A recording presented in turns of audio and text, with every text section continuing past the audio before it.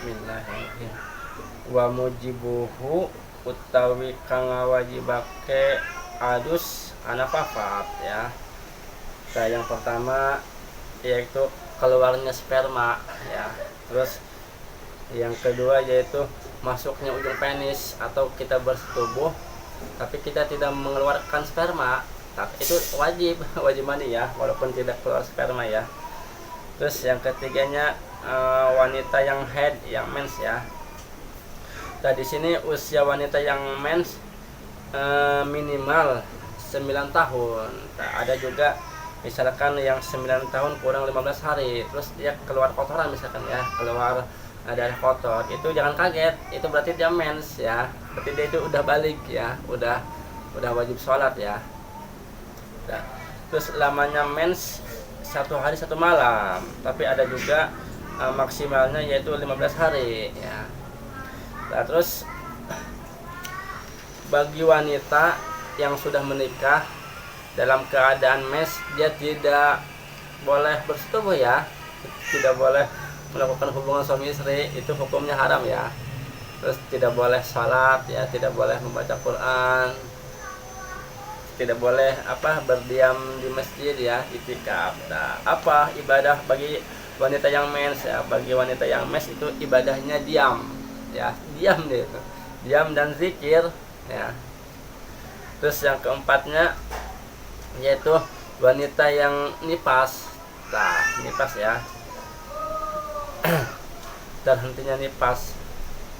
Dan nipas di sini ialah orang yang selesai melahirkan dari darah kotor, beres dan melahirkan, dan nipas itu, jadi darah itu terus keluar ya.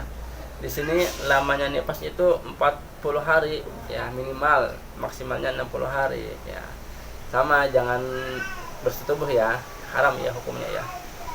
Nah, terus fardu mandi ya, di sini fardu mandi ada 2. Yang pertama yaitu niat. Nah, niat di sini kita harus bareng, maksudnya begitu kita mengguyur badan sambil niat kita nawaitul ghusla dirokil hadasil akbar fardu lillahi ta'ala ya, kita kucurin nih ke badan ya. Nah, kalau ada anggota badan kita yang belum niat, misalkan kita nggak niat nih, kita guyur aja ya bagian kepala, terus bagian tangan kita niat sampai ke bawah, nah, berarti yang kepala ini belum sah, belum sempurna, harus diulangi lagi ya, harus diniat ya, niat dari awal. Nah, kalau lebih afdolnya mah setiap basuhan kita niat, misalkan kita membasuh kepala kita niat ya, terus membasuh tangan kita niat ya, niat mandi ya, biar afdol. Terus yang keduanya yaitu meratakan air ke seluruh badan, jadi harus rata, harus digosok-gosok. Nah, sebelum kita melakukan mandi sebaiknya kita bersihin dulu, takutnya ada cat atau ada minyak gitu ya yang menghalangi air masuk.